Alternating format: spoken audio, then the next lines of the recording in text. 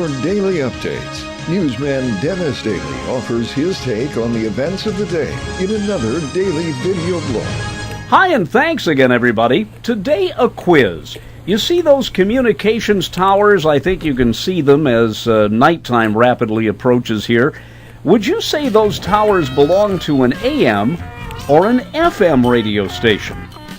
Well, if you said AM station, you're right, even though some AM radio stations use but a single tower. And I'll tell you why there are so many. First of all, AM radio stations use the entire tower to send out the signal. The tower is called a radiator, and therefore the tower can't touch the ground electronically. That means it has to be isolated from the ground, and a lot of AM radio towers sit on big glass insulators. If you want the signal of the station to go out in a circle, you use one tower. But what if the government tells you the only way you can have a lot of power is if you don't interfere with the station, let's say to your north?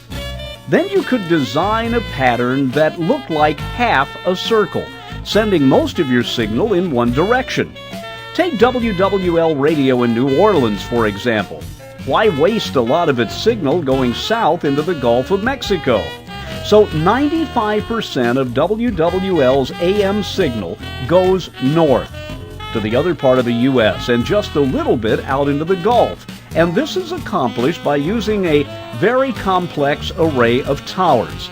And not to get too technical, but when you make your circle into something other than a circle to make the government happy, it takes a lot of equipment at those towers. The towers have to be tuned to certain responses electronically to create that pattern. Okay, FM uses a single tower, but on it are radiators of a different sort. Many of them look like great big split donuts. They are insulated from the tower, and each one of those arrays multiplies the power. If you send 1,000 watts up to the top and have 3 bays, you have 3,000 watts ERP, effective radiated power. Don't worry, there's not going to be a quiz.